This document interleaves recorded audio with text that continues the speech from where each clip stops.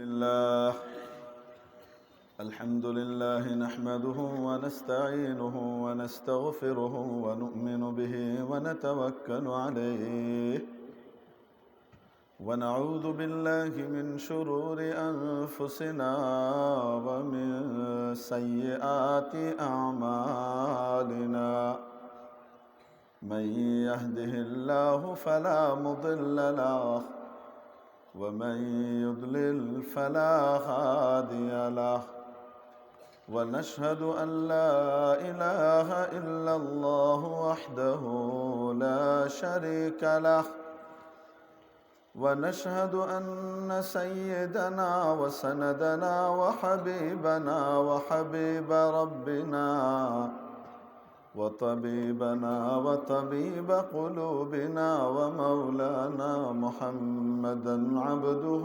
ورسوله أما بعد فأعوذ بالله من الشيطان الرجيم بسم الله الرحمن الرحيم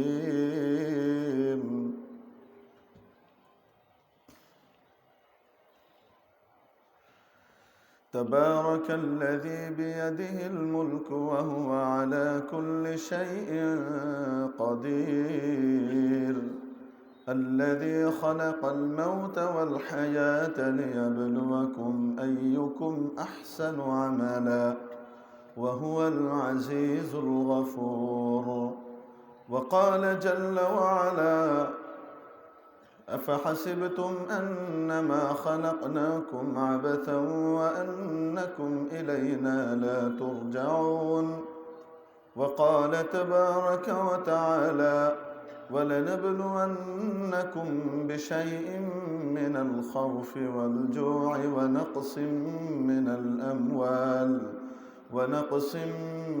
الأموال والأنفس والثمرات وبشر الصابرين صدق الله مولانا العظيم উপস্থিত আজকের এই ঐতিহ্যবাহী ইসলামী মহাসম্মেলনের সম্মানিত সর্বজন শ্রদ্ধেয় সভাপতি বাংলার মুকুটহীন সম্রাট আল্লামা শেখ আব্দুল খালিক চাকতা দামাত বারাকাতুহুল আলিয়া, উপস্থিত উম্মতের মাথার মুকুট ওয়াজিবুল ইহতিরাম হাদারাতে উলামায়ে কিরাম, ভবিষ্যৎ ওয়ারাসাতুল আম্বিয়া, আজিজ তালাবা, সর্বস্তরের ধর্মপ্রাণ ধর্মভীরু তাওহীদি জনতা, পর্দার আড়ালের পরম শ্রদ্ধেয়া মা ও বোনেরা, মুআজ্জাজ হাজরিন, আল্লাহ তাবারাকা ওয়া তাআলা আমাদেরকে এই মহতী মজলিসে, এই মহান ইদারার গুরুত্বপূর্ণ ইজলাসে সমবেত হওয়ার, উপস্থিত হওয়ার তৌফিক দান করেছেন, আমাদেরকে সে সুযোগ দিয়েছেন। এজন্য হৃদয়ের গভীর থেকে শুকর আদায় করি আলহামদুলিল্লাহ। আজকে এখানে অধমের উপস্থিতি মূলত শেখে চাকতার প্রত্যক্ষ এক কারামতি বলতে হবে। দুপুরে জোহরের পর আমার আলোচনার কথা ছিল। ঢাকাতে গুরুত্বপূর্ণ একটা মজলিস হলো, একটা মিটিং ছিল, সেখানে তাৎক্ষণিক এই অনুষ্ঠিত মিটিংয়ে উপস্থিত হতে হয়েছে, হওয়াটা অপরিহার্য ছিল। যার কারণে প্রোগ্রাম জোহরের পর থেকে মাগরিবের পরে শিফট করা হলো, যে মাগরিবের পরে হাজির হতে হবে। অথচ আজকে রাত 10টায় প্রোগ্রাম ছিল। হযরত শেখ মামুর খানি রহমতুল্লাহ আলাইহির এলাকা, কি যেন জায়গা, মুন্সি বাজার, ওখানে 10টায় হাজির হওয়ার কথা।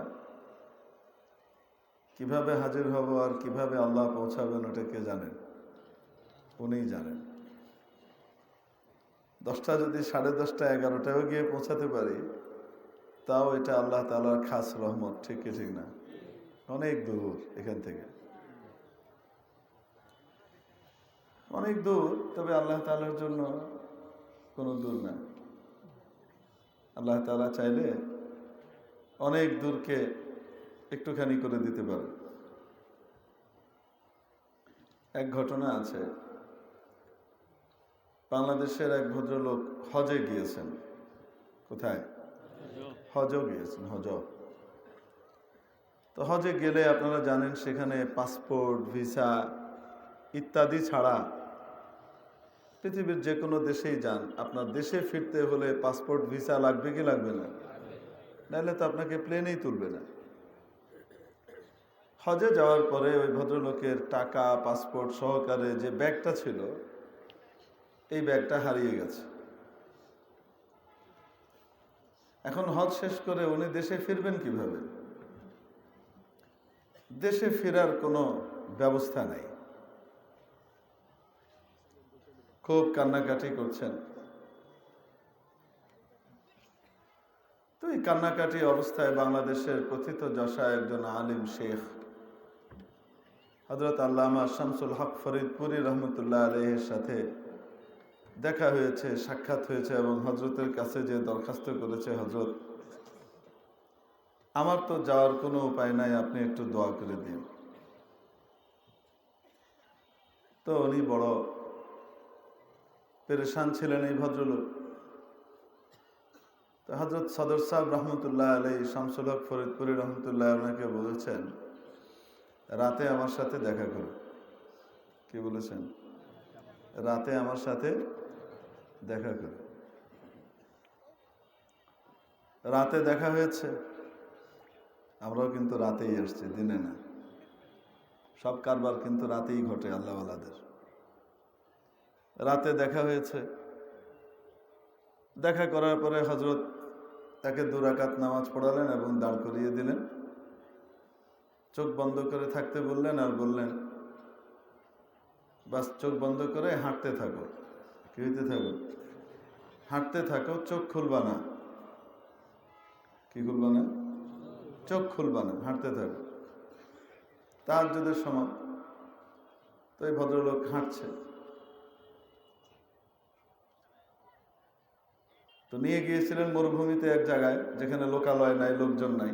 ওখানে নিয়ে হাঁটতে ছেড়ে দিয়েছেন, হাঁটো, চোখ বন্ধ করে থাকবা, চোখ খুলবা না, যতক্ষণ পর্যন্ত ফজরের আজানের আওয়াজ না শুনবা। কি খুলবা না? চোখ খুলবা না। তার উনি চোখ বন্ধ করে হাঁটছেন। কিছু হবে কি হবে না সেটা তো আল্লাহ জানে। আল্লাহওয়ালা বলছেন তাই করি। চোখ বন্ধ করে হাঁটে। হাঁটতে হাঁটতে হাঁটতে হাঁটতে কিছুক্ষণ হাঁটার পরে হঠাৎ আওয়াজ শুনে ফজরের আজান হয়। কিসের আজান হয়? আল্লাহু আকবার, আল্লাহু আকবার। ফজরের আজান শুনে, কিন্তু আজানটা বড় পরিচিত, সৌদি আরবের আজান না।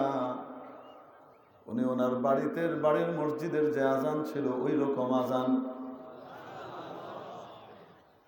ফজরের আজান হলে চোখ খোলার অনুমতি আছে। এখন চোখ খুলে দেখে বাড়ির দরজার সামনে দূরে যে মসজিদ, সেই মসজিদ আর পুকুরের মাঝখানে দাঁড়িয়ে আছে। তো আল্লাহওয়ালারা আল্লাহ তাআলার কাছে বলে দিলে, দোয়া করলে এরকম বিষয় সম্ভব কি সম্ভব না? তো এখান থেকে মুন্সিবাজার মামরখানি যাওয়া, এটা 2 থেকে 2.5 ঘন্টার রাস্তা। যেখানে জামু হবায় এক আল্লাহওয়ালা শুইয়া আছেন, যেখান থেকে জামু এবার এক আল্লাহওয়ালা বসে লোকটা কিতাব হয় না আপনারা। এখন এনারা দোয়া করে দিলে 2.5 ঘন্টার রাস্তা দেখা যাইব আধা ঘন্টায় চলে গেছে। বলেন না কেন? তো এই যে হাজির হতে পেরেছি আজকে, এটাও আল্লাহ তাআলার বহুত বড় এক নিয়ামত। এটাও হজরতের কারামত বলতে হবে। তার কারণ হলো, আজকে বৃহস্পতিবার, কালকে শুক্র, শনি, রবি ছুটি। বুঝেননি আপনারা? এই ছুটির কারণে ঢাকা থেকে সমস্ত সিলেটের বড় লোকরা প্লেনের টিকিট সব কেটে মুটে শেষ। কোনো টিকিট নাই, কোনো টিকিট নাই। সন্ধ্যা 6:15 যে ফ্লাইট, 6:20 ফ্লাইট, কোনো টিকিট নাই। সবাই বলে দিছে কোনো টিকিট নাই, সম্ভাবনা পাওয়া। যাই হোক, আমার ভিতরে ফিকির আসলো, ইউসুফ আলাইহিসসালামের কাজ ছিল দরজা পর্যন্ত দৌড় মারা। তালা খুলবে কি খুলবে না এটা তো আল্লাহ তাআলা জানেন। তো আমি গিয়ে এয়ারপোর্টে হাজির হলাম। তো ওইখানে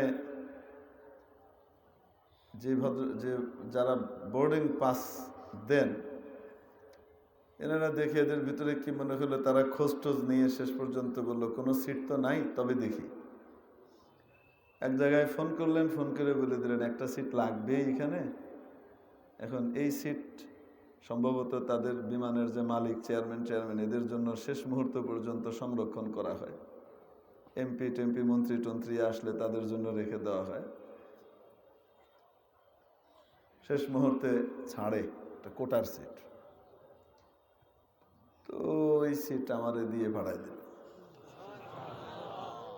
আজকা সাক্তার শেখ সাহেবের এনো আইসি মন্ত্রী হইয়া, বুঝছেন নি, হবাই ভিআইপি ট্রিটমেন্ট গাড়িত করিয়া, এই সেইটা সেটা। এখানেও তাই। আবার সিলেট থেকে এখানে আসবো, সেখানেও আরেক ভিআইপি মানুষ, আপনাদের চেয়ারম্যান সাহেব আব্দুল জলিল সাহেব, আল্লাহ বাসায় দিয়েছেন তাই রে, দায়িত্ব ছাড়াই চেয়ারম্যান। আরেক ভিআইপি মানুষ, উনি আবার কি করলেন, সাথে করে নিয়ে আসলেন। এত মুকদ্দিমা বলার অর্থ হলো যে আল্লাহ তাবারক ওয়া তাআলা তার খাস বান্দাদেরকে কেন্দ্র করে পুরা একটা মাহল, একটা পরিবেশ, একটা অঞ্চল, একটা এলাকার জন্য খাস ফয়সালা করেন, বিশেষ ব্যবস্থা করেন, বিশেষ সিদ্ধান্ত নেন। ঠিক কি ঠিক না? প্রেসিডেন্ট যেই এলাকার, আমাদের বাংলাদেশের প্রেসিডেন্ট, হবায় কোনো গাড়ি ঘোড়া প্লেন কিচ্ছু যায় না, যাওয়ার জায়গা নাই, হাওরের মাঝখানেও এক জায়গা। কিন্তু যেহেতু ওই জায়গা প্রেসিডেন্টের বাড়ি, এজন্য রাস্তাও হয়ে গেছে, হাইওয়েও হয়ে গেছে, এখন প্লেন নামারও ব্যবস্থা হয়ে যাচ্ছে, কয় না কেন? এটা যদি দুনিয়ার মানুষের ক্ষেত্রে, ভিআইপি মানুষের ক্ষেত্রে সম্ভব হয়, আল্লাহর কাছে যে সমস্ত বান্দারা প্রিয়, রুব্বা শাআসা আকবার লাউ আকসামা আলাল্লাহি লা আবাররা, দেখতে শুনতে তেমন কিছু না, উস্কো খুস্কো চুল, ধুলি মলিন কাপড় পোশাক, চেহারাওয়ালা, এমন অনেক মানুষ আছে যাদেরকে দুনিয়ার কেউ পাত্তা দেয় না, দুনিয়ার কেউ জিজ্ঞাসা করতে চায় না। কিন্তু আল্লাহর কাছে যদি কসম খেয়ে কিছু করে ফেলেন, তো বলে ফেলেন, তো আল্লাহ ওই মুখের কথাকে বাস্তবায়ন করেই ছাড়েন। মেরে মুখতারাম দোস্ত, আজিজ ও বুজুর্গ, এই ধরনের আল্লাহওয়ালাদের উজুদ, এই ধরনের আল্লাহওয়ালাদের উপস্থিতি, এই ধরনের আল্লাহওয়ালাদের কোনো জায়গাতে অবস্থান, ওই পুরো এলাকার জন্য রব্বুল আলামিনের তরফ থেকে ভিভিআইপি ফয়সালার কারণ হয়ে যায়। ঠিক কিনা? যে আয়াতখানা আপনাদের সামনে তেলাওয়াত করেছি, সূরাতুল মুলকের প্রথম 2 আয়াত, সূরাতুল বাকারার একখানা আয়াত তেলাওয়াত করে শেষ করেছি, সূরাতুল মুমিনুনের শেষ রুকুর একখানা আয়াত। রব্বুল আলামিন ইরশাদ করলেন,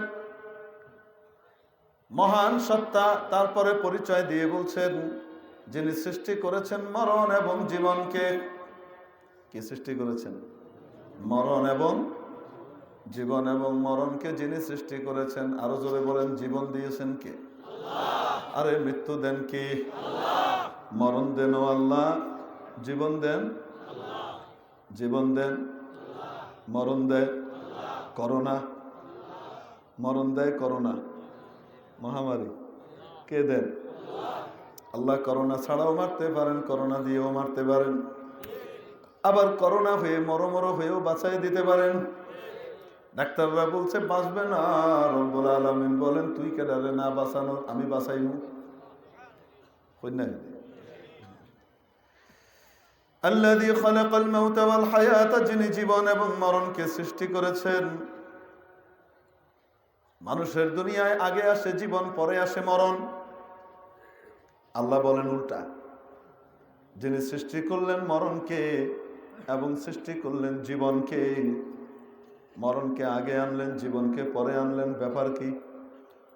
মুফাসসিরিনে কিরামের একটা মত হলো, এখানে মরণ মানে দুনিয়ার মরণ, আর জীবন মানে চিরস্থায়ী জীবন, আসল জীবন, যে জীবনের সূচনা হয় মৌতের মাধ্যমে। মৌত হলো ওই জীবনের ব্রিজ, ওই ব্রিজ পাড়ি দিলেই ওই পাশে আসল জীবন শুরু হয়। मौत को समझा है गाफिल इख्तिताम जिंदगी, दर हकीकत मौत है सुबह दवाम जिंदगी, दर हकीकत मौत है सुबह दवाम जिंदगी। ও গাফেল, তুমি মৃত্যুটাকে মনে করেছো তোমার জীবনের ইতিহাস শেষ, এটাই মনে হয় তোমার জীবনের সমাপ্তি। না না না না না, আসল জীবন, সত্যিকারের চিরস্থায়ী জীবনের সূচনা এবং সকালবেলার নাম হলো মৃত্যু। তাহলে আসল জীবন আসে পরে, মৃত্যু আসে আগে, ঠিক কিনা? আর এই যে জীবন, এটা তো কোনো জীবনই না, এটা তো হলো পরীক্ষার জায়গা। এটা কিসের জায়গা? পরীক্ষার হল। কিসের হল? পরীক্ষার হল। পরীক্ষার হল কি জীবন নাকি? পরীক্ষার হল কি মনে মানুষ আনন্দে থাকে, মজা করে, ফুর্তি করে? পরীক্ষার হলের ভিতরে কিভাবে নাম্বার উঠাবে কন্যা কেন? যে নাম্বারের ভিত্তিতে তার বিশাল সার্টিফিকেট হবে, ডিগ্রি হবে, আর সেটা দিয়ে সারা জীবন খাবে নাকি? পরীক্ষার হলের মধ্যে পরীক্ষায় পাশ করার জন্য চেষ্টা করতে থাকে। আসল জীবন তো এটা। তাহলে ওখানে ওয়াল হায়াতা, হায়াত দিয়া হায়াতুল আখিরাহ, আখিরাতের জীবন, এটা হলো এক ব্যাখ্যা। আরেক ব্যাখ্যা হলো না না না, ওখানেও জীবন বলতে দুনিয়ার জীবনই বোঝানো হয়েছে। তবে দুনিয়ার জীবনটা যদি কোনো বান্দা পরীক্ষার মধ্যে, মাওলার পরীক্ষায় যদি পাশ করতে চায়, দুনিয়ার জীবনটাকে, মৃত্যুকে সামনে রেখে তারপর চালাইতে হবে। এজন্য সব সময় সামনে মৌত রাখা লাগবে। দুনিয়ার জীবনে যদি কামিয়াব হওয়া লাগে, আখিরাতের জীবনে কামিয়াব হওয়া লাগে, সফল কাম হওয়া লাগে, তাহলে মৃত্যুকে ভুলে থাকলে চলবে।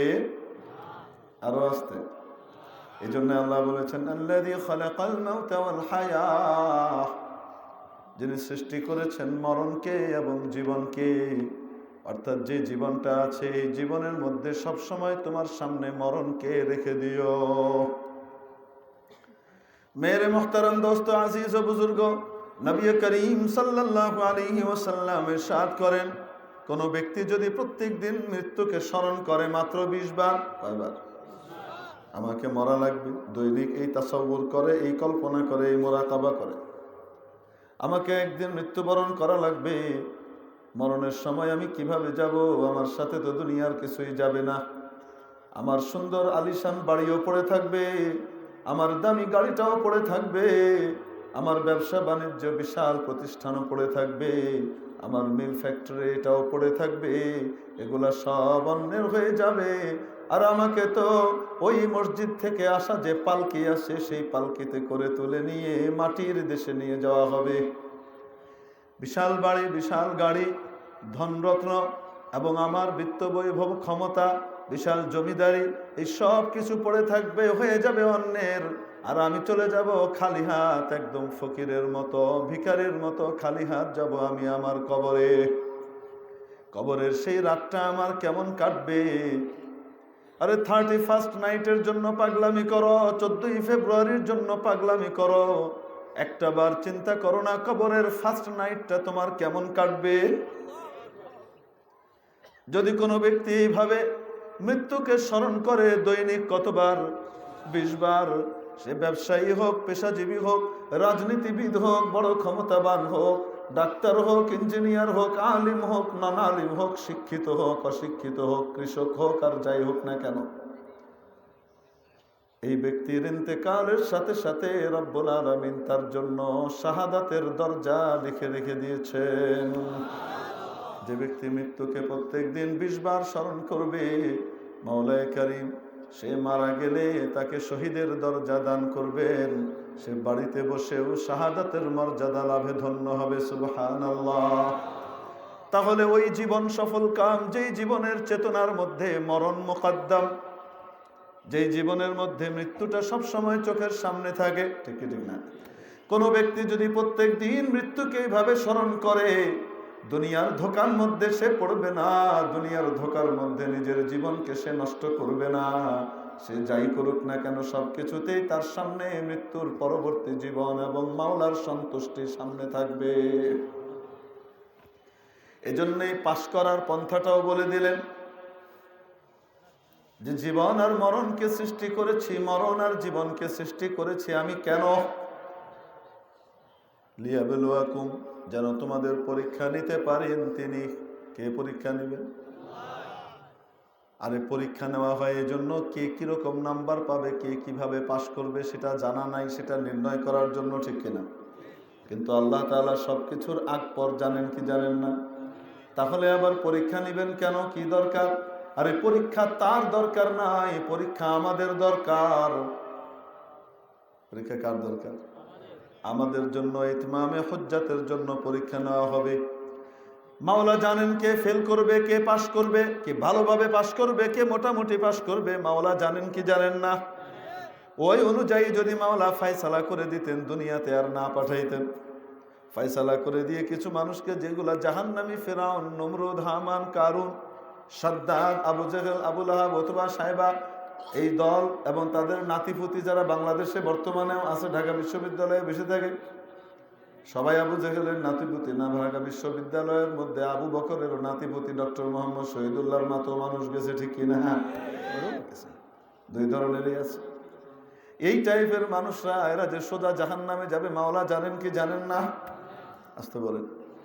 মাওলা জানেন। সেই হিসেবে যদি ফয়সালা করে জাহান্নামে দিয়ে দিতেন, আর যারা পাশ করবে আপনাদের মতো মানুষ, আল্লাহওয়ালাদের মতো মানুষরা যারা হাই ক্যাটাগরির মার্ক পেয়ে পাশ করবে, তাদেরকে যদি সোজা জান্নাতে দিয়ে দিতেন, তাহলে আবু জেহেল সেই দিন কি বলতো? হ্যাঁ, আবু জেহেল সেই দিন কি বলতো? ওই যে আজানের আওয়াজ যার কাছে বেশ্যার ডাকের মতো মনে হয়, ওই বেটা কি বলতো? বুঝেননি? নাম কইলাম না, না আমার কইলাম না।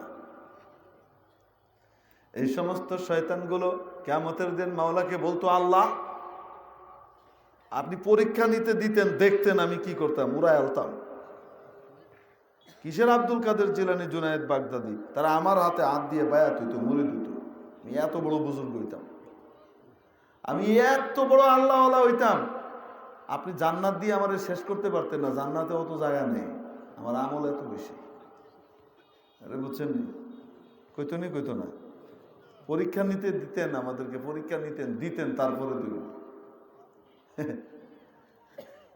তো এই জন্য আল্লাহ তাআলা লেভেল প্লেইং ফিল্ড দিয়ে দিয়েছেন, পরীক্ষায় পাঠায় দিয়েছেন। কে কি করবি আমি জানি, কিন্তু যেন কইতে না পারোস যে আমি জুলুম করছি, আমি সুযোগ দিই নাই। এই জন্য সবার জন্য সমান সুযোগ দিয়ে দিছি।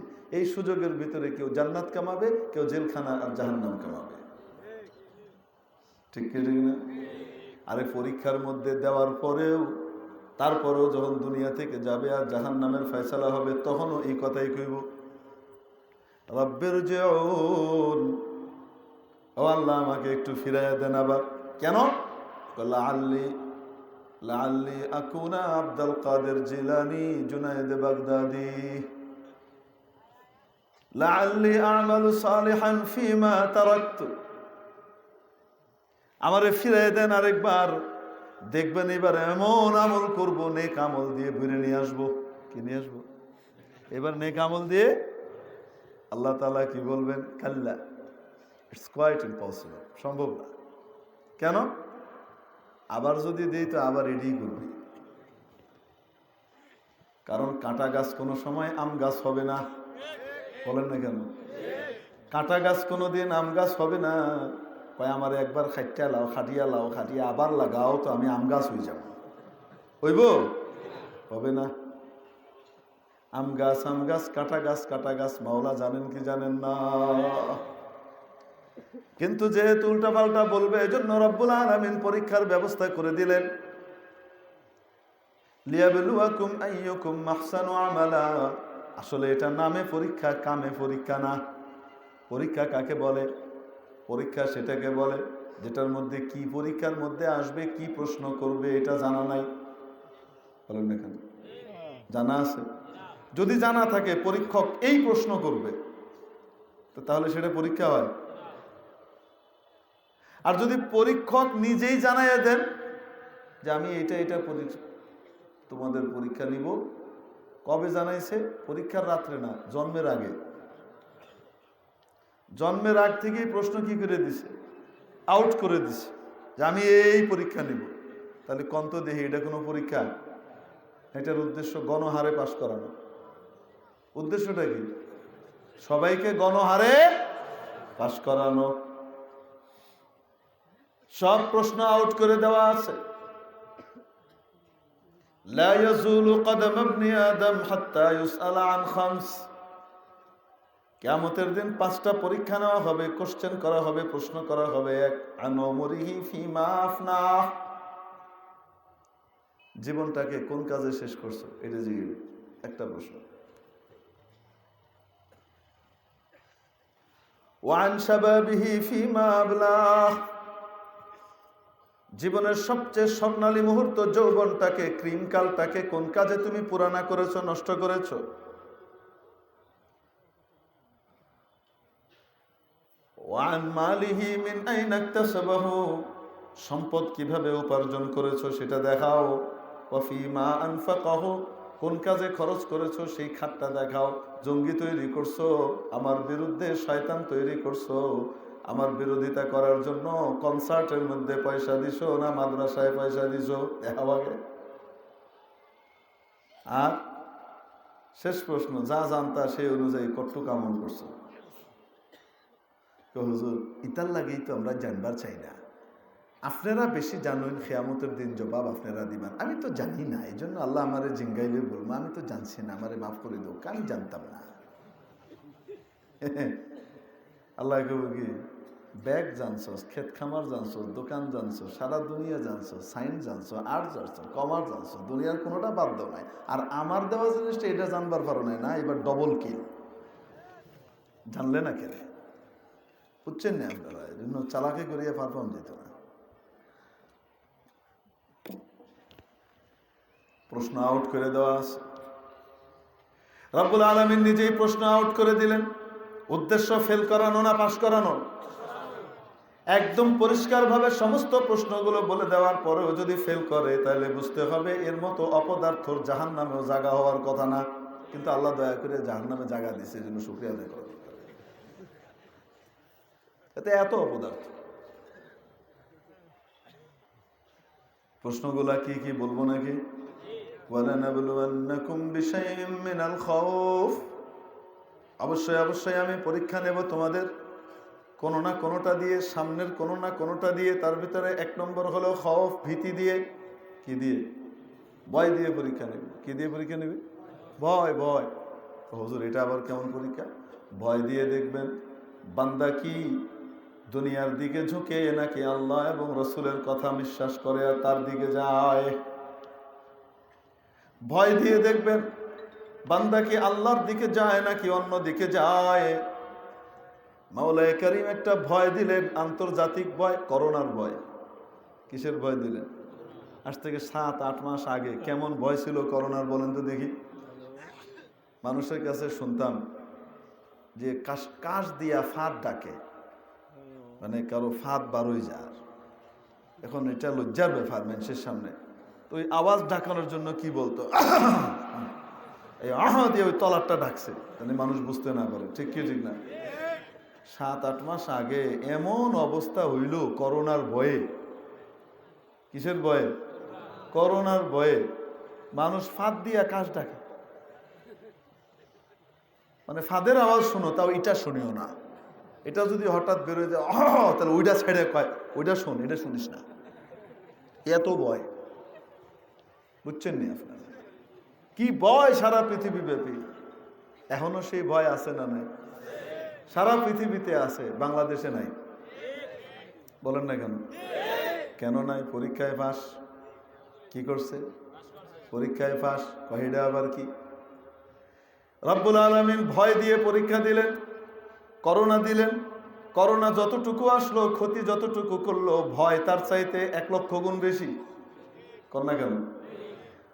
আরে যেই পরিমাণ মানুষ করোনায় মারা গেছে, এর চেয়েও কয়েক গুণ বেশি মানুষ মারা গেছে 1920 সালে।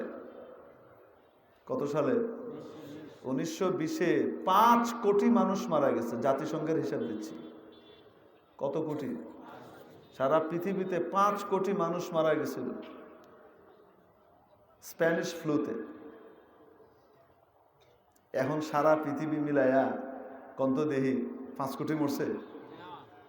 1 কোটিও মরে নাই। ঠিক কি ঠিক না? কিন্তু ভয়টা কেমন? আল্লাহ ভয় ধরাই দিয়েছে, একদম পুরা পৃথিবীব্যাপী ভয়। এই ভয়ের মধ্যে বান্দা কোন দিকে যায়?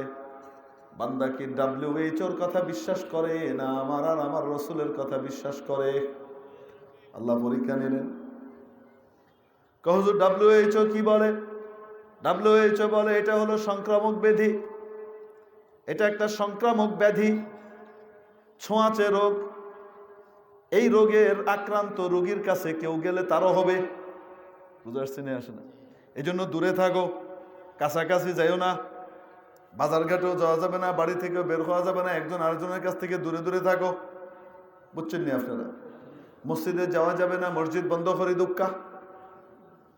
কারণ মসজিদে করোনা রোগী কেউ আসলে তার থেকে মসজিদ ওয়ালাগো হয়ে যাবে, পুরো এলাকায় করোনা ছেড়ে যাবে। বুঝছেন নি? মসজিদ বন্ধ করে দেব। সারা পৃথিবী মসজিদ বন্ধ করে দিল। বুঝেন নাই?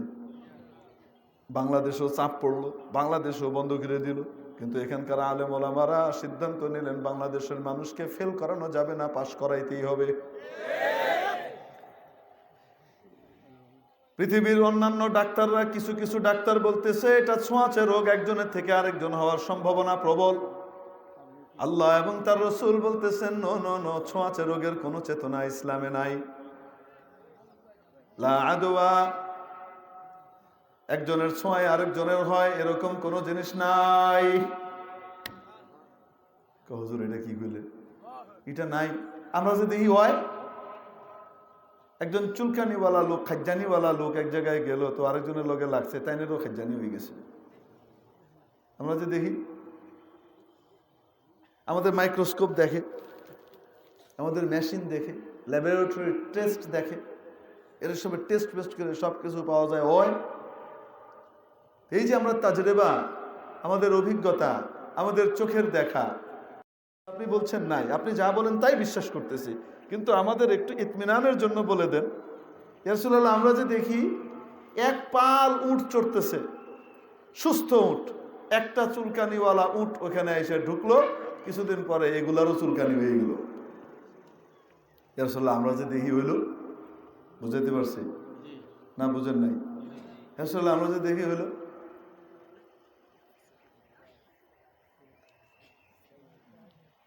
রাসূলুল্লাহ সাল্লাল্লাহু আলাইহি ওয়াসাল্লাম যে উত্তরটা দিয়েছেন সেটা একটু খুলে বলি আপনাদেরকে বোঝানোর জন্য। আচ্ছা ঠিক আছে, ধরে নিলাম তোমার কথা অনুযায়ী 5 নম্বরটা হয়েছে 4 নম্বরের ছোঁয়ায়, 4 নম্বরটা হয়েছে 3 নম্বরের ছোঁয়ায়, 3 নম্বরটা হয়েছে 2 নম্বরের ছোঁয়ায়, 2 নম্বরটা হয়েছে কয় নম্বরের ছোঁয়ায়? 1 নম্বরের ছোঁয়ায়। কই 1 নম্বরটা কার ছোঁয়ায় হয়েছে? শুধু আল্লাহ দিছে। যে আল্লাহ 1 নম্বরটারে দিতে পারে, সে আল্লাহ 2, 3, 4, 5 রে দিতে পারে না। যে আল্লাহ কোনো সবব ছাড়া, কোনো মাধ্যম ছাড়া, কোনো কারণ ছাড়া প্রথমটাকে চুলকানি দিচ্ছেন, সেই আল্লাহ বাকিগুলাকেও ইন্ডিভিজুয়ালি সেভাবেই দিচ্ছেন। ঠিক কিনা? আল্লাহই দেন, আল্লাহ সিদ্ধান্ত নিছেন তাই দিছেন। ছোঁয়াচে রোগের কারণে হয় নাই। ঠিক কিনা?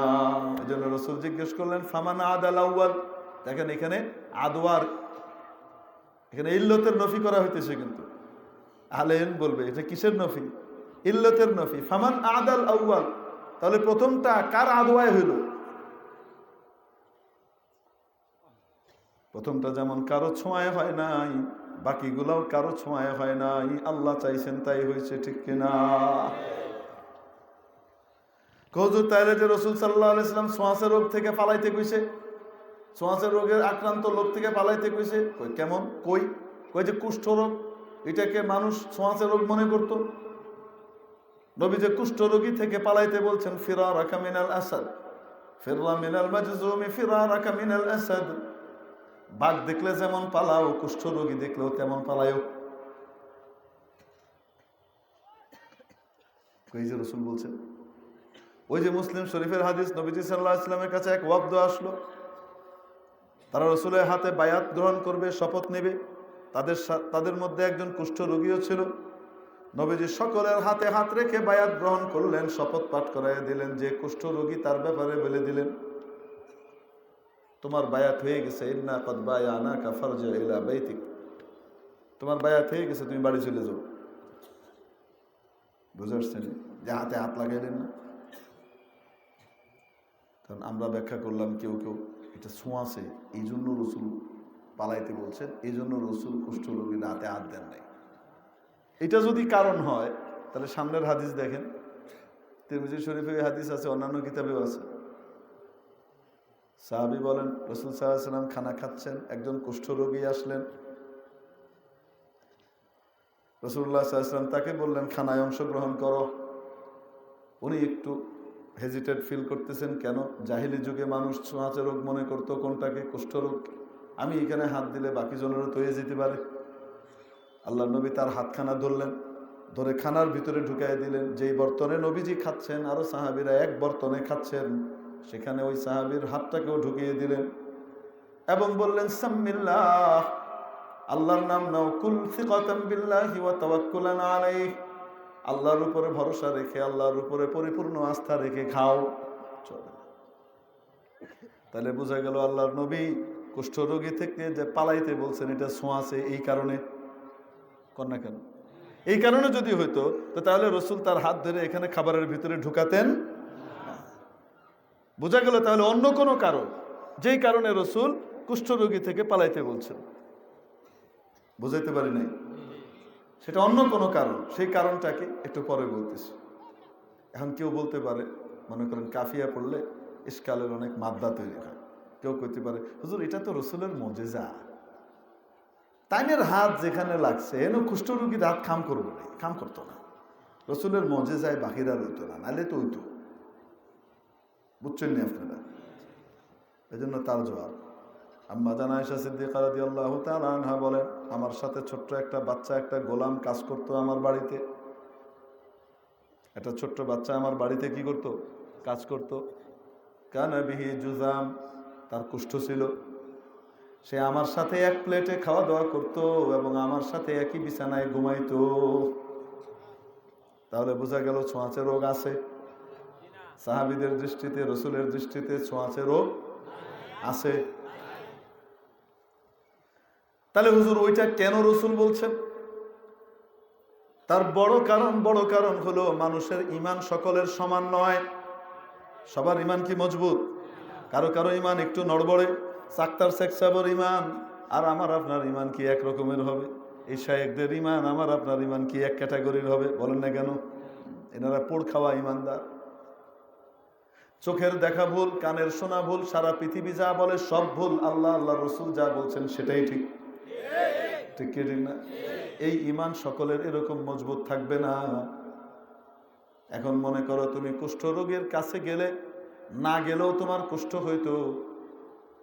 ছোঁয়াচে রোগীর কাছে না গেলেও তোমার ছোঁয়াচে রোগটা হইতো, কারণ রব্বুল আলামিন তোমার জন্য এটা বরাদ্দ করে দিয়েছেন। ঠিক কিনা?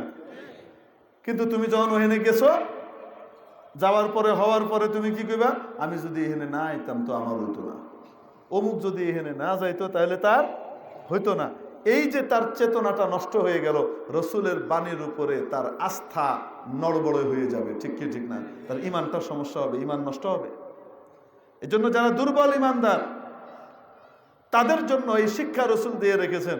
তোমার ঈমান যদি তুমি ঠিক রাখতে না পারো, চোখের দেখা ভুল, নবীর কথা ঠিক, কানের শোনা ভুল, নবীর কথা ঠিক, গোটা পৃথিবীর সকলের গবেষণা ভুল, নবীর কথা ঠিক, সকলে যা বলে তাও ভুল হইতে পারে, নবীর কথা ভুল হইতে পারে না। এটাই ঠিক, এটাই ঠিক। এইরকম মজবুত ঈমান যদি তোমার না থাকে, তুমি আক্রান্ত হলে, ওর কাছে গেলে, যাওয়ার কারণে হয় নাই, মাওলা দিয়েছেন তাই হয়েছে, কিন্তু তোমার ঈমানটার মধ্যে নড়বড়ে ভাব চলে আসবে। ঠিক কিনা? দুর্বল ঈমানদারের জন্য তুমি দূরে থাকো, ঈমান বাঁচাও।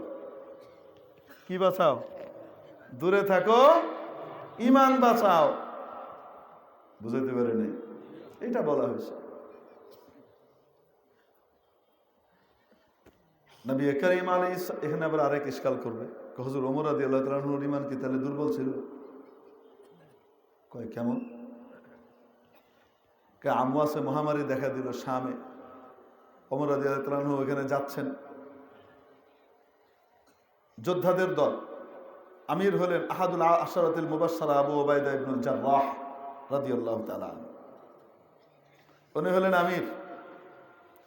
যখন হযরত ওমর ওই দলের সাথে দেখা করার জন্য গেলেন, কাছাকাছি যাওয়ার পরে আমিরকে ইস্তেকবাল করে নেওয়ার জন্য, আমিরুল মুমিনিনকে ইস্তেকবাল করে অভ্যর্থনা জানিয়ে নেওয়ার জন্য, দেখেন না এখানে একবার আসছিলাম বহু বছর আগের কথা, দুপুর বেলায় কায়েদে মিল্লাত আল্লামা সৈয়দ আরশাদ মাদানী মুদ্দাজিল্লাহুল আলী দামাত বারাকাতুহুমুল আলিয়া হযরত তাশরীফ আনছিলেন। সেই কত দূর থেকে আপনাদের এলাকার লোকজন, সাক্তার শেখ সাহেব এবং মুরব্বীরা গাড়ি ভাড়া করিয়া সেই 10, 15, 20, 30টা গাড়ি নিয়ে কই গেছে এবং ওখান থেকে ইস্তেকবাল করে নিয়ে আসছে না। আমার এখনো মনে আছে, ওই সময় সুর দিয়ে দিয়ে কইতেছিল মাইকে, লাফনা উঠের ফক্ক থেকে লাল গোলাপ শুভেচ্ছা, এরকম করে কি করতেছিল, সুর দিয়ে দিয়ে বলতেছিল। আমি হযরতের সাথে ছিলাম খাদেম হিসেবে। এই যে ইস্তেকবালে যায়, এটাও সুন্নত। কেউ প্রশ্ন করতে পারে এই বিদআত বর্তমানে সহি রোগে আক্রান্ত কিছু লোক আছে, তারা কিসে আক্রান্ত হয়েছে?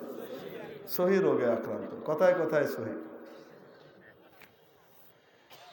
রোগ। এজন্য বলতেছি সহির প্রয়োগটাও সহি হইতে হবে, ঠিক কি ঠিক না? সহির প্রয়োগ গলত হলে কিন্তু এটা রোগ। কর না কেন? যে কোনো কিছুতে সহি, তুই সহি বুঝস না, এরা সহি বুঝে, হাল বারস। আল্লাহ আমাদেরকে বুঝার তৌফিক দান করে। এই সহি রোগে আক্রান্তরা কইতে পারে সাক্তার শেষা বেদাতি, কারণ উনি ওখানে যাইয়া কি করছেন, ইস্তেকবাল করিয়া আনছেন, পয়সা নষ্ট করছেন, খরচ করছেন, ইসরাফ করছেন, বুঝছেন না আপনারা? এই জন্য আপনাদেরকে দেখাইতেছি, রাসূলুল্লাহ সাল্লাল্লাহু আলাইহি ওয়াসাল্লাম যখন মদিনা শরীফ তাশরীফ আনছিলেন, তখন মদিনাবাসীরা বাইরে গিয়ে রাসূলকে ইস্তেকবার করে নিয়ে আসছে, ঠিক কি ঠিক না? এরপরে যখন নাকি আবার আবু উবাইদা ইবনুল জাররাহ আমির, আহাদুল আশরাতিল মুবাশশারা, আশরায়ে মুবাশশারার একজন, এবং তাদের সাথে সবচেয়ে বড় মুফতি যিনি সাহাবীদের মধ্যে, মুফতি আজম মুফতি মুআজ ইবনে জাবাল, হযরত মুআজ ইবনে জাবাল মুফতি আজম ছিলেন, রাসূলের জমানায় রাসূলের উপস্থিতিতে ফতোয়া দিতেন। এত বড় মুফতি, উনিও আছেন। ওনারা সবাই এগিয়ে আসছেন মূল জায়গা থেকে। কাকে ইস্তেকবাল করে নিয়ে যাবে? বেদাত না সুন্নত? তাহলে সহি পার্টি বেদাত আর সুন্নত বেশি বুঝে না রাসূলের সাহাবীরা বেশি বুঝে? এই জন্য সহি পার্টিদেরকে বলছে যে সহি রোগে আক্রান্ত। সময় নাই, নাহলে সহি রোগে আক্রান্তের কিছু ব্যাখ্যা বিশ্লেষণ করতাম। কথা সহি হইলেই হবে না, প্রয়োগও সহি হইতে হবে। আপনার আব্বা আপনার আম্মার কি হন? বলেন না কেন? কি হন? স্বামী। আপনার দেশে স্বামী তো বলে। আপনার আব্বা আপনার আম্মার স্বামী, এটা কি গলত কথা না সহি কথা? কেমন সহি? এটা গলত হইলে আপনার জন্ম গলত। বলে না কেন? আপনার আব্বা যে আপনার আম্মার স্বামী, এটা যদি গলত হয় তাহলে আপনার জন্ম কি? ঠিক কি ঠিক না? এটা কত জবরদস্ত সহি। এখন মনে করেন মন্ত্রী মিনিস্টার দাওয়াত করছেন, আপনার আব্বাকে বিশাল সম্মান দিবেন, সম্বর্ধনা দিবেন, চেয়ারম্যান সবাই আসছেন, এমপি টেমপি ওসি এসপি সব এসে গেছে, বিরাট খানির দাওয়াত করছেন আপনি। আর আপনার আব্বার লাগিয়ে এরকম বড় একটা সিংহাসন রাখছেন, ওখানে আপনার আব্বা বসিয়া খাইব, আর সবাই চেয়ারও বসবে। এখন ওই সিংহাসনের ভিতরে আব্বাকে ডাকিয়ে আনি বসাইয়া, এখন আপনি খানির জন্য যখন বলতেছেন, মোহতারাম মহাসম্মানিত মহাত্তম আমার আম্মার স্বামী, আপনি খাওয়া শুরু করেন। কন্যা কেন? গলায় মালা দিব না জুতার বাড়ি দিব? ফিতার লাগে। কথা তো সহি, প্রয়োগ গলত। কথা সহি, কি গলত? প্রয়োগ গলত। আস্তে আমিন বলা নবীজির সুন্নত, সহি হাদিসে আছে, মুসলিম শরীফেও আছে। জোরে আমিন বলা নবীজির সুন্নত, এটাও সহি হাদিস, ঠিক কি ঠিক না? কিন্তু সহি হাদিসের প্রয়োগটাও সহি হইতে হবে। সালাফে সালেহীন পূর্বসূরীরা ওই যে নিজেদেরকে নাম দেয় সালাফি, আসলে গলত। সালাফকে মানে না, কয় সালাফি।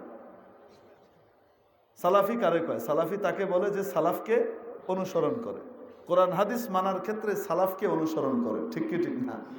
সালাফ কারা? সাহাবি, যারা নবীজিকে দেখছেন, নবীর কাছ থেকে সরাসরি শিখছেন।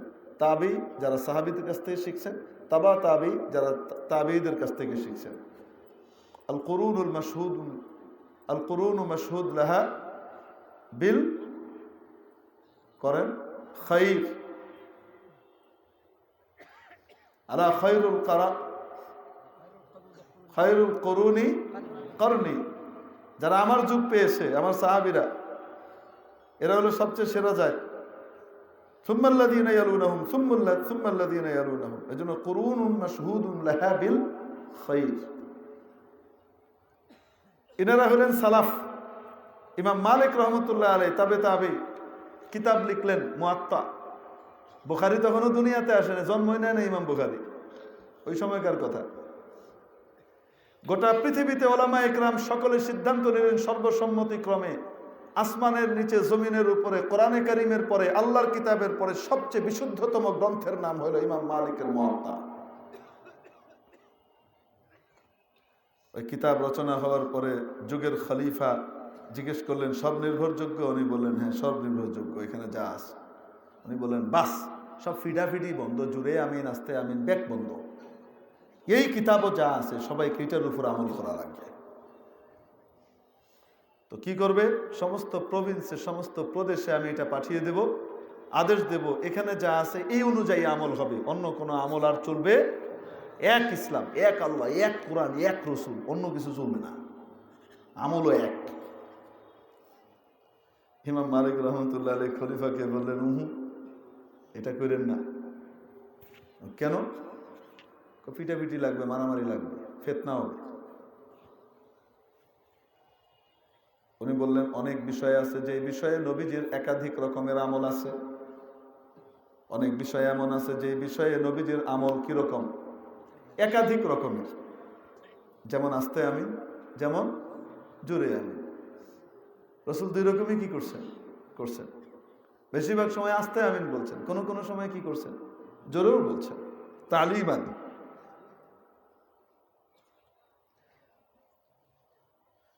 এখন নবীজির আমল এক সাহাবী দেখেছেন, দেখার পরে উনি এখান থেকে দিন প্রচারের জন্য চলে গেছেন কোন দেশে। ওখানে গিয়ে নবীজির সেই সুন্নতটা ওখানে বাস্তবায়ন করেছেন, ওখানকার লোকজন ওই সুন্নতটার উপরে আমল করে। ওই জায়গাতে যদি আপনি নবীজির আরেকটা আমলকে বাস্তবায়ন করতে যান, বিপরীত ধর্মী, সেই জায়গাতে গন্ডগোল লাগবে, উম্মতের ভিতরে ফিতনা হবে। অথচ আগে যেটা বাস্তবায়িত হয়েছে সেটাও নূর, সেটাও হিদায়াত, কারণ নবীজির আমল ঠিক কিনা, ওইটাও নূর, ওইটাও নূর। কিন্তু আগে একটা ওখানে প্রতিষ্ঠিত হয়ে গেছে, সেই জায়গাতে বিপরীত ধর্মী আরেকটাকে ওখানে প্রক্রিয়াকে প্রতিষ্ঠিত করতে গেলে উম্মতের ভিতরে গন্ডগোল লাগবে, ফিতনা হবে, মারামারি হবে। অতএব সহি হাদিসের উপরে আমল করার সহি প্রক্রিয়া হলো, যেই জায়গাতে নবীজির যেই আমল আগে প্রতিষ্ঠিত হয়ে গেছে সেই জায়গাতে নবীজির সেই আমলটাকেই বহাল রাখার চেষ্টা করা। ওখানে বিপরীতটা বাস্তবায়ন করতে গেলে ফিতনা হবে, এটা গলত প্রক্রিয়া হবে, প্রয়োগ সঠিক হবে না। বুঝাতে পারছি? এখন নবীজির আস্তে আমলের হাদিসের, আস্তে আমিনের হাদিসের উপর আমল শুরু হয়ে গেছে। বাংলাদেশ, ভারত, পাকিস্তান, উজবেকিস্তান, তুর্কমেনিস্তান, কাজাখস্তান, তারপরে আপনার পুরা রাশিয়ান বেল্ট, হ্যাঁ, ইউক্রেন, তারপরে গিয়ে আপনার ওই দিকের বুলগেরিয়া, তারপরে আপনার তুর্কিয়া, এই সমস্ত অঞ্চলের ভিতরে রাসূল করিম সাল্লাল্লাহু আলাইহি সাল্লামের আস্তে আমিনের যে হাদিস, সেই হাদিসের উপরে, সেই সহিহ হাদিসের উপরে কি চলতেছে? আমল শুরু হয়ে গেছে। মিশর, আলজেরিয়া, মরক্কো, এই সমস্ত জায়গাতে জোরে আমিনের উপরে আমল চলে, ওটাও সহিহ। হারামাইন শরীফাইনে, মক্কা শরীফে, মদিনা শরীফের বড় বড় দুই মসজিদে আস্তে আমিনওয়ালারাও আসে, জোরে আমিনওয়ালারাও আসে। ঠিক কি ঠিক না? যে যার মতো আমল করতেছে, কোনো গন্ডগোল নাই। ঠিক কি ঠিক না? ওখানে যেহেতু সবাইকেই আসতে হয়, তো ওখানে অন্য জায়গার বিধান হবে না। এখন হুজুর ওখানে তো সব জোরেই কয়, ভাই 10,000 মানুষ জোরে আমিন কইছে, আর 1 লক্ষ মানুষ চুপ করে আস্তে আমিন কইছে, 1 লক্ষটা শোনা যাবে? কয় না কেন শোনা যাবে? 1 লক্ষটা এটা তো শোনা যাবে না। নাকি আস্তে আমিন ওলারা এখানে বলবে আমরা আস্তে পার্টি, এটা বলবে? এখন বাংলাদেশে আসিয়া আপনি কি করলেন? হঠাৎ সহি হাদিসের সহি রোগে আক্রান্ত হয়ে গেলেন। কেন? সহি হাদিসের সহি প্রয়োগের পরিবর্তে গলত প্রয়োগ শুরু করলেন। সবাই আস্তে আমিন বলে, আপনি এক জোরে আমিন বলে আমিন, আপনি মনে করলেন বিশাল নেক কাজ করছেন। আসলে তো মানুষের ফরজ খাইয়ে দিচ্ছেন। তো কেমন? এক লোক মিসওয়াকের ফজিলত শুনছে, মিসওয়াক করলে মুখ পরিষ্কার হয়, মুখে সুগন্ধি আসে, দুর্গন্ধ দূর হয়, আল্লাহ খুশি হয়, এগুলো সব শুনছে। মৃত্যুর সময় কালিমা নসিব হয়। মিসওয়াক কয় হাত হয়? আধা হাত, 1 বিগত হয়, ঠিক কি ঠিক না? এখন সে চিন্তা করলো, আধা হাত মিসওয়াকে যদি এত ফজিলত হয়, আল্লাহ অত খুশি হয়, তাহলে একটা মিসওয়াক হইলে তো ডবল খুশি হইল। মিসওয়াক নিচে কয় হাত? একটা নিয়ে মিসওয়াক করে পকেটের ভিতরে ভরছে।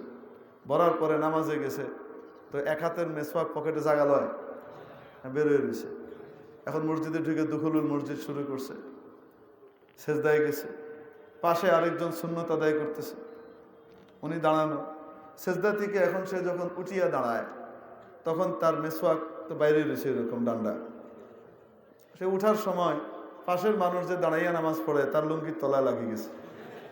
এখন যখন তাইন দাঁড়াইছে, তাইন যখন দাঁড়াইলা, হুদা একলা দাঁড়াইলা, আর পাশের মানুষের লুঙ্গি হুদ্দা দাঁড় করাই দিলা। সুন্নত একটা বাস্তবায়ন করতে গেছে, সুন্নতের গলত প্রয়োগ করতে গিয়ে কি করে দিছে? আরেকজনের ফরজ খেয়ে দিছে। নামাজের মধ্যে মনোযোগ, নামাজের মধ্যে ধরে রাখা ফরজ, ঠিক কিনা? ইচ্ছাকৃতভাবে নামাজের মধ্য থেকে অন্যদিকে মনোনিবেশ করা মাকরুহে তাহরিমি, নাজায়েজ। বলেন না কেন? ঠিক কি ঠিক না?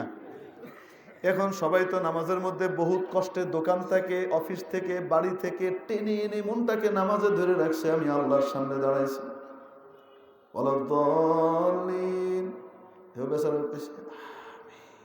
সৈয়াদিসের উপর আমল করছে আস্তে করে, আর আপনার জুড়ে একটা পেলে আমিন। লোকে চিন্তা করে কি রে আমিন কি? তাই না একলাই হইলানি, আমি আমিন হই না, ইটা কি বুঝছেন? এই যে নামাজের আপনি ফরজ নষ্ট করে দিলেন আমিন একটা মাইরা। সুন্নত তো হাদিস তো সহি, কিন্তু হাদিসের প্রয়োগটা সহি হয়েছে না গলত হয়েছে? সালাফে সালেহিনের পদ্ধতিতে হয়েছে না সালাফে সালেহিনের উল্টা পথে হয়েছে? সালাফের বিপরীত ধর্মী কাজ করে আর নাম দেয় সালাফি। আল্লাহ আমাদেরকে বোঝার তৌফিক দান করেন। এই জন্য মসজিদে গিয়ে জোরে আমিন মারব, কি করেন? আপনার আমিন করার জোরে শখ, আপনি যান না সৌদি আরবে, যখন আপনি নামাজ আদায় করবেন ওখানে কোনো আস্তে আমিন বলা দুই পাশে নাই। আপনি নামাজ পড়তেছেন হারামাইন শরীফাইনের ভিতরে, 2 রকমের লোকই কি করে? ওই 2 এলাকার লোকই আসে। যেই এলাকায় আগে আমিন আসতে শুরু হয়েছে, যেই এলাকায় আগে আমিন জোরে শুরু হয়েছে, 2 এলাকার লোকই তো আছে। তো তারাও সব একসাথে আসবে না। আপনার মন চাইছে আপনি একটু আস্তে করে একদিন আমল করে নিন জোরে আমিনের হাদিসের উপরে আমিন। এখানে মারতে এসেন না, এখানে করবেন ফিতনা হবে, মসজিদের ভিতরে গন্ডগোল লাগবে, বাপে পোলায় মারামারি লাগবে, আর বাপের আদব রক্ষা করা ফরজ, এটাও ছাত্র ছেলে ভুলে যাবে, ঠিক কি ঠিক না? পিটাপিটি লাগবে, মসজিদ আলাদা হয়ে যাবে। আল্লাহ আমাদেরকে এক থাকার তৌফিক নসিব করে সহি তরিকা। এই জন্য বলতেছিলাম, ওই যে হযরত আবু উবাইদা ইবনে জাররাহ রাদিয়াল্লাহু তাআলা আনহু, হযরত মুআজ ইবনে জাবাল রাদিয়াল্লাহু তাআলা আনহু ইস্তেকবালের জন্য আসলেন কার কাছে? আমিরুল মুমিনিনকে অভ্যর্থনা জানিয়ে নিয়ে যাবেন দূর থেকে অভ্যর্থনা জানিয়ে সম্মানিত মানুষকে নিয়ে যাওয়া, এটা কি বেদাত না সুন্নত? সহি রোগে আক্রান্ত ওলারা ওনাকে বেদাতি বলে দেবে।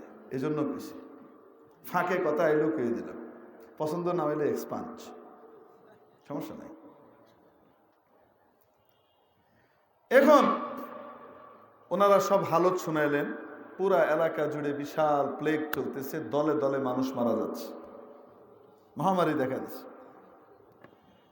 আমিরুল মুমিনিন মশওয়ারা করলেন যাবেন কি যাবেন না।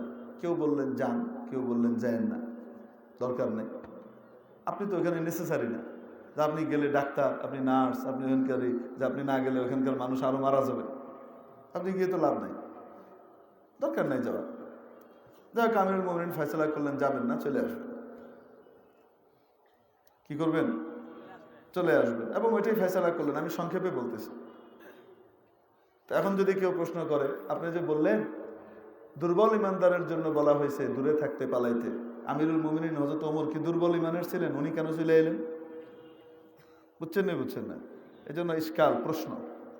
উত্তর, আমিরুল মুমিনিন ওমর তখন ব্যক্তি ওমর নন, গোটা মুসলিম জাহানের অধিপতি। ঠিক কি ঠিক না?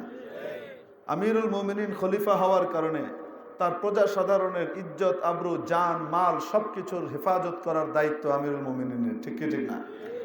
জান মাল ইজ্জত আবরু হেফাজতের যেমন দায়িত্ব, তাদের ইমানের হেফাজতের দায়িত্ব আমিরুল মুমিনিনের। বলেন না কেন? এখন এখন আমিরুল মুমিনিন ওখানে গেলেন, ওখানে ওনার সাথীদের কারো হয়ে গেল বা ওনার হইল, প্রজা সাধারণের ভিতরে অনেক দুর্বল ইমানেরও আছে। তারা কেউ যদি ওখানে না যাইতো তাহলে হইতো না। তাহলে কি হবে? রসুলের বাণীর উপরে তাদের আস্থা এবং বিশ্বাস দুর্বল হয়ে যাবে। ঠিক কিনা? তাই দূরে থাকে।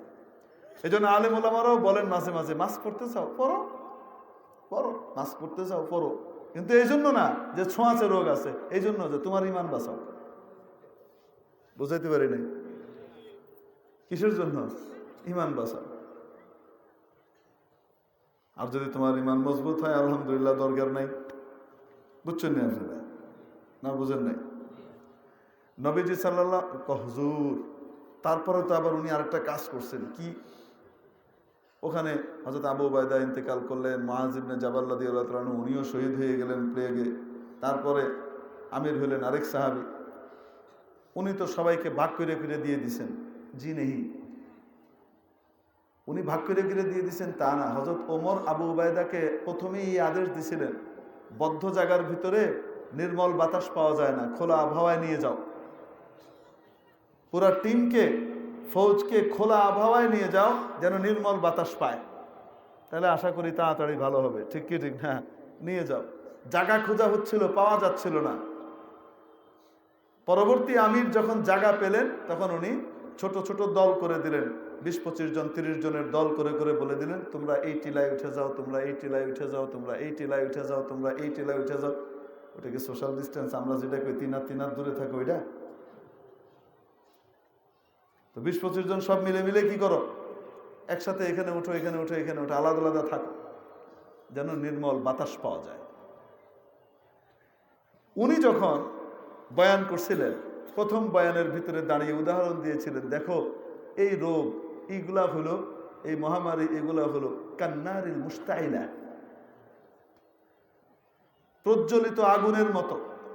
আগুন যেমন একটা থেকে আরেকটা, একটা থেকে আরেকটা ধাই ধাই করে ছুটে, এগুলাও এরকম একটা থেকে আরেকটায় যায়। উনি যখন এই বয়ান দিলেন, সাথে সাথে হযরত আবু ওয়াসিলা রাদিয়াল্লাহু তাআলা আনহু সামনে ছিলেন, উঠে দাঁড়ায় গেছেন।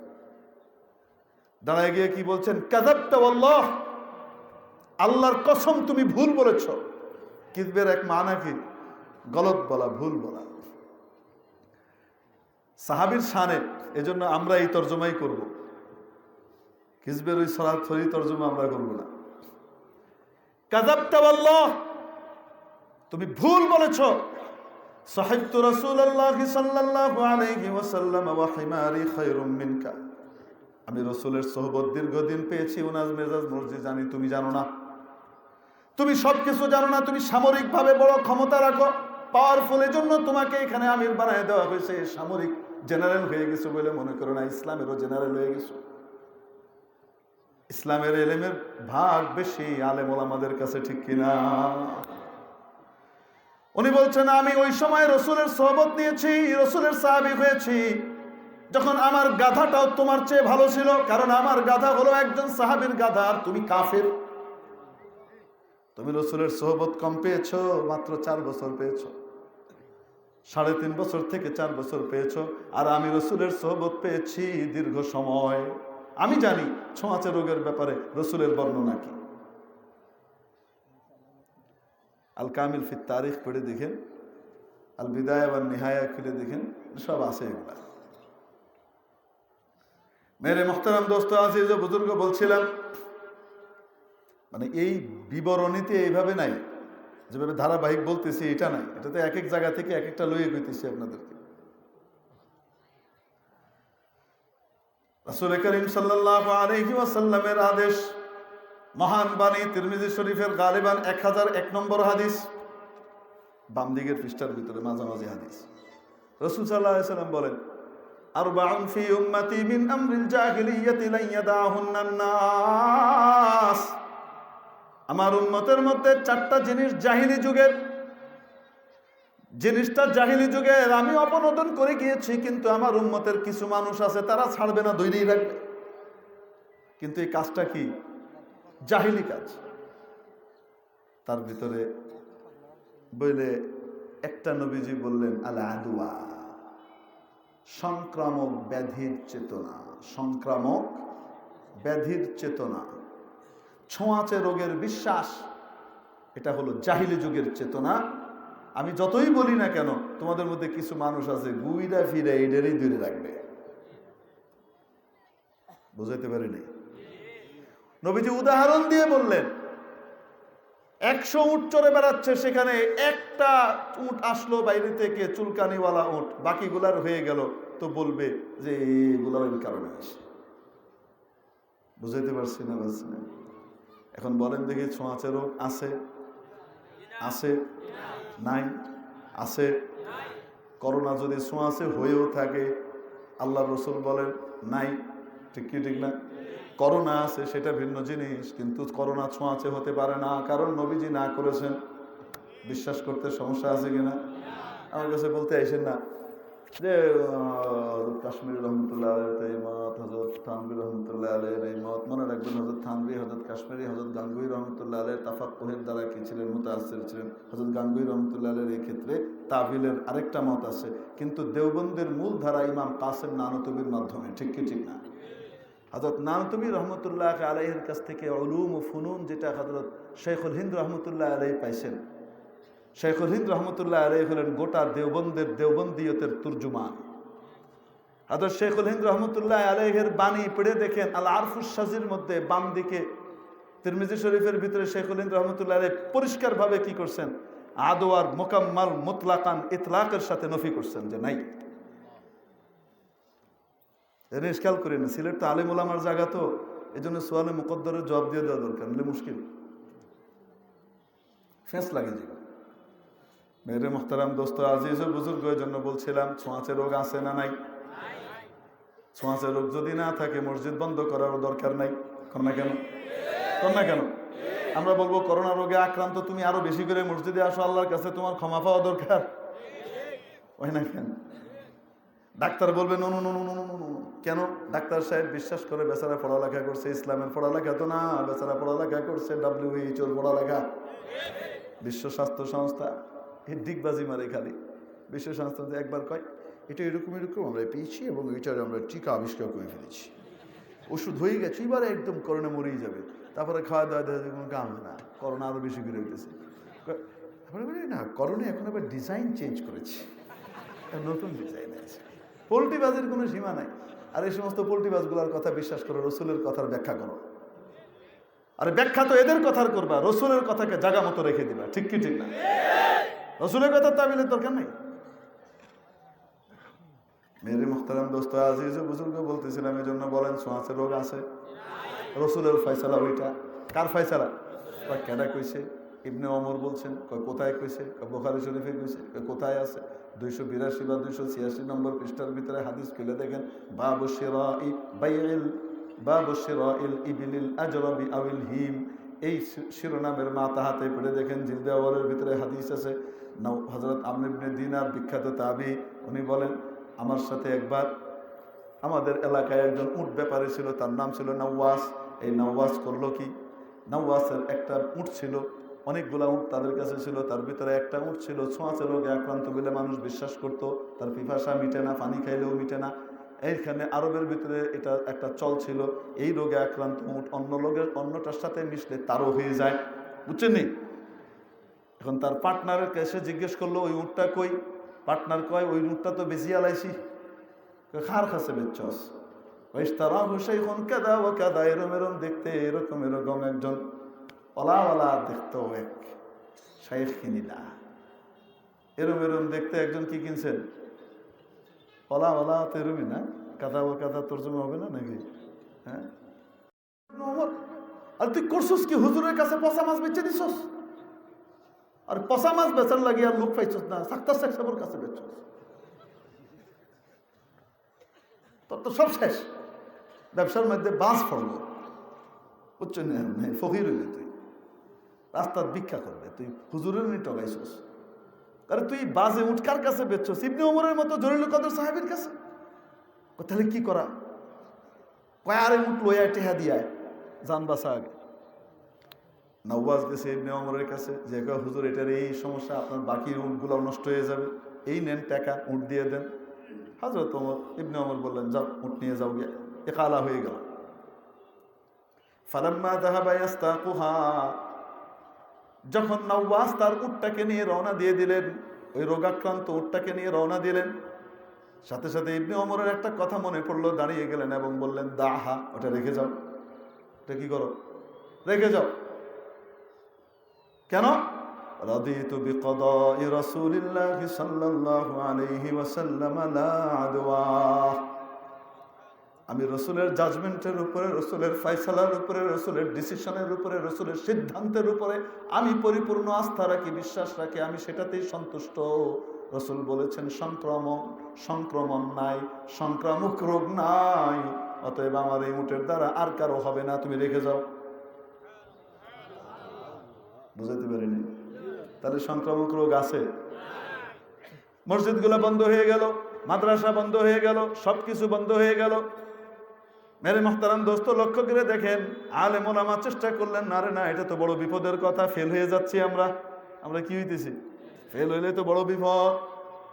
আল্লামা নূর হোসেন কাসমি রহমতুল্লাহ আলাইহি শীর্ষ আলেমদেরকে নিয়ে বাড়িধারা মাদ্রাসায় বৈঠক ডাকলেন এবং আলোচনা করে সিদ্ধান্ত নিলেন, যে কোনো মূল্যে মসজিদ খোলাইতে হবে, মাদ্রাসা খোলাইতে হবে, না এলে আযাব আসবে। আল্লাহ রসুলের কথার উপর থেকে আমরা নড়তে পারবো না। যাই হোক, আলোচনা হইল, সরকারের সাথে কথাবার্তা শুরু হলো। মরহুম আব্দুল্লাহ সাহেব ধর্ম প্রতিমন্ত্রী আলেমদের সাথে ভূমিকা রেখেছেন গুরুত্বপূর্ণ। প্রধানমন্ত্রীকে উনি বিষয়টা আলেমদের কথাগুলো বুঝাইলেন। প্রধানমন্ত্রী বললেন ঠিক আছে, খুলে দেন, 5-10 জনের বাইন্ডিং রাখার দরকার নাই। তবে আমার দেশে তো কিছু সাংঘাতিক আছে। কি আছে? কিছু সাংঘাতিক আছে, এরা এর পয়সা খায়, এর পয়সা খায়, রেহেদের কথায় চলে। এরা তো চিৎকার চেঁচামেচি করে সরকারের বিরুদ্ধে মানুষকে পাগল বানায় ফেলবে। সাংঘাতিক চিনেননি? কি? হ্যাঁ, চিনেন আপনারা? কিছু আছে এরকম নষ্ট, ওগুলারও মুখ বন্ধ করতে হবে। তাহলে কি করা? ওই একটা কাজ করেন, ওই স্বাস্থ্যবিধি মাইনে কয়ে দেন, 3 ফিট দূরে দূরে ঘাড়াইব। প্রথম কয় ফিট দূরে দূরে? এগুলো তলার কথা, এগুলো সব 3 ফিট দূরে দূরে মসজিদে খোলার, দাঁড়ায়া মসজিদ খোলার ফয়সালা হয়ে গেল। কন্যা কেন? মসজিদ খুলে গেল, 2-3 সপ্তাহ যায় নাই, পাবলিক আর 3 ফিট রাহে না, ফাঁক বন্ধ করে দিছে। কন্যা কেন? আরে যে কোনো বিপদ আপদে সাহায্য চাইতে হবে কার কাছে? ওয়াস্তাইনু বিস-সাবরি ওয়াস-সালাহ, সবরের মাধ্যমে এবং সালাতের মাধ্যমে, নামাজের মাধ্যমে সাহায্য চাও। এখন নামাজটা কোয়ালিটিওয়ালা হইতে হবে নাকি কোয়ালিটিহীন? পুরুষের জন্য কোয়ালিটিহীন নামাজ বাড়িতে বসে নামাজ পড়া, পুরুষের জন্য কোয়ালিটিওয়ালা নামাজ মসজিদে যেয়ে পড়া, ঠিক কিনা? নবীজি নামাজের ভিতরে আবার বলে দিয়েছেন, কাতারের মধ্যে ফাঁক রাখবা না, ফাঁক রাখলে ডিসকোয়ালিফাইড হয়ে যাবে, শয়তান ঢুকবে। এখন কোয়ালিটির নামাজ কোনটা? ফাঁক রেখে না বন্ধ করে? আল্লাহর কাছে সাহায্য চাইলো বাংলাদেশের মানুষ, ফাঁক বন্ধ করে কোয়ালিটির নামাজের মাধ্যমে মসজিদগুলা খুলে দিল। ফলাফল কি দাঁড়াইলো? এই ভীতির কবল থেকে আল্লাহ বাংলাদেশকে মুক্তি দিয়ে দিলেন।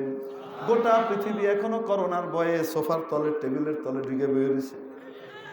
ইংল্যান্ডে আজও পর্যন্ত প্রত্যেক দিন, আপনারা সিলেটের মানুষ জানেন, প্রত্যেক দিন ইংল্যান্ডে এখনো কয়েকশো মানুষ মারা যাচ্ছে ডেইলি, কয়েকশো প্রতিদিন। খিতা নাই তাদের কাছে। সৌদি আরবও ভয় পেয়ে গেল, কারণ সৌদি আরবের আলেমরার কথা বাদশারা শুনে না। বাদশাহ একটা হয়েছে এখন, চিনেন তো আপনারা? তাই হুজুররা সহি কথা কইলে চপ, গলা কেটে দিন, ধরে বন্দি করে ধুয়ে দেয়। হুজুররা কি করবে? ঠিক আছে, তুই যা চাস তাই কর। মসজিদ বন্ধ টন্ধ করে থিয়ে দিল। আল্লাহ তাআলা এখনো সৌদি আরবকে এখান থেকে মুক্তি দেয় না, এই ভয় থেকে মুক্তি দেয় না, ঠিক কিনা? আপনার চারিদিকে 3 দিকে ভারত তাকায় দেখেন, তারাও খাটের তলে আলমারির ভিতরে হেনে হেনে ঢুকে বয়ে থাকে। কেন? করোনা কি আছে? অথচ রব্বুল আলামিন এই ছোট্ট দেশের ভিতরে তারা যেহেতু পরীক্ষায় পাস করছে, কি করছে? আল্লাহর ঘরের দিকে দৌড় মারছে, নামাজের পরিমাণ বাড়াইছে, মসজিদের ভিতরে কোয়ালিটির নামাজ শুরু করে দিয়েছে, মসজিদ মাদ্রাসা খুলে দিয়েছে। সবার আগে বাংলাদেশ থেকে, পৃথিবীর মধ্য থেকে দেখেন আপনি কি করে দিয়েছে, করোনার ভয়কে দূর করে দিয়েছে। এখন আপনি যান শপিং মলগুলোতে, যান বিভিন্ন জায়গায় যান, আপনি বুঝবেনই না বাংলাদেশে করোনা আছে। শুধু ওই যে মাস্ক বিক্রেতা, মাস্কের যে ব্যবসা, এই ব্যবসায়ীরা আর অনলাইন ব্যবসায়ীরা এরা সারা বাংলাদেশে করোনা জিয়ায় রাখছে। করোনা করোনা করোনা করোনা, কারণ করোনা চলে গেলে তো মানুষ দোকান থেকে কিনবো, অনলাইন থেকে কিনবো না। বুঝলেন নাই? ফাও ব্যবসাওয়ালা যারা, এদের দান্দা খুব যে করোনা আছে। আগে শপিং মলগুলোতে যেতে গেলে ওরে বাপরে বাপ ঢাকায় মাস্টার্স পেরে তারপর ঢুকতে হইতো। এখনো ঢুকে, ওই লাইন ধরে ঢুকায় মাস্টার্স পরে ঢুকছে। ঢুকার পরে কি দেখা যায় জানেন? মাস্ক আর নাহে মোহে নাই, মাছ সব লটকায়। কেউ মাস্ক খুলে লাইছে আর কেউ কি করতেছে, লটকায় রাখছে। তার মানে কি করোনার ভয় আছে? ভয়টা আল্লাহ উঠাই নিয়েছেন। কেন? পাস করছে পরীক্ষায়, কি করছে? পাস করছে, আল্লাহ উঠাই নিয়েছেন। আর যে চার কোনা কি একটা থাকতো, ওখান থেকে ঢুকতে হইতো, ফুর করে কি জানি গায়ে মারতো, পানির মতো একটা কি ওষুধ মশুদ। এখন ওই ভিতর দিয়ে যাইতে হয়, কিন্তু কিছু বাইরে হয় না। জিগেলে কিছু বাইরে হয় না, যে নষ্ট। খামাখা সরকারিভাবে করোনারে আপনারা জিয়ায় রাখছেন। করোনা তো নাই, সারা পৃথিবীতে আছে, বাংলাদেশে নাই। কন্যা কেন? আর যত একটু একটু যা আছে, একটু একটু যা আছে, ভয় তো একদমই নেই। ঠিক কি ঠিক না? তাহলে পাস করা লাগবে কি লাগবে না? এই হলো এক জিনিস। একজনের দিয়ে পরীক্ষা নিব ভয় দিয়ে। নাম্বার 2 জুয়ো, ক্ষুধা দিয়ে। নাম্বার 3 অনাকসিম মিনাল আমওয়াল, ধন সম্পদ কমাই দিব। নাম্বার 4 অল আনফুস, জানের ক্ষতি করে দিব, অসুস্থতা বানাই দিব অথবা মেরে ফেলবো একেও। ও সামারাত, ফল ফলা দিয়ে লাভের ভিতরে ক্ষতি দেখা দিবে। বুঝছেন? আল্লাহ বলেন এই সমস্ত কিছুতে পাশ করবে কারা? বাশশিরিস সাবিরিন, যারা সবর করে তারা পাস। আল্লাহ তাআলা আমাদেরকে পাস করার তৌফিক দান করেন। সময় নাই, নাহলে আমি আরো কথা কইতাম আপনাদেরকে। এর চেয়ে বেশি লম্বা করলে ওখানো আল্লামা তাফাজ্জুল হক আজিজ সাহেব লাঠি লই হারাই দিয়েছে, দেরি করে রাখিতে। আমার 9টায় এখান থেকে বেরোয় যাওয়ার কথা, 10টা বাজে গেছে। এখন আপনারা আমার দোয়া করে পৌঁছায় দেন যেন আমি 11টার আগে ওখানে যাই। ঠিক আছে? বসে থাকার তৌফিক দান করেন। আল্লাহ আপনার সন্তুষ্টির জন্য আমরা এখানে আসছি, কোনো বক্তার বয়ান শোনার জন্য নয়। আল্লাহ আপনার দিনের কথা যেই বলবে সেটাই শুনবো। আল্লাহ এই অনুভূতি আমাদেরকে নসিব করে দেন। আল্লাহ এখন যিনি বয়ান করবেন তার বয়ানকে মনোযোগ সহকারে শুনে মধ্যে শেষ হওয়ার পরে দোয়া করে, সর্বশেষ দোয়া করে ফেরেশতাদের কাছ থেকে সুসংবাদ নিতে নিতে বাড়ি যাওয়ার তৌফিক দান করেন। ওয়া সাল্লাল্লাহু তাআলা আলা খায়রি খালকি মুহাম্মাদ ওয়া আলিহি ওয়া সাহবিহি আজমাইন বিরহমাতিকা ইয়া আরহামার রাহিমিন।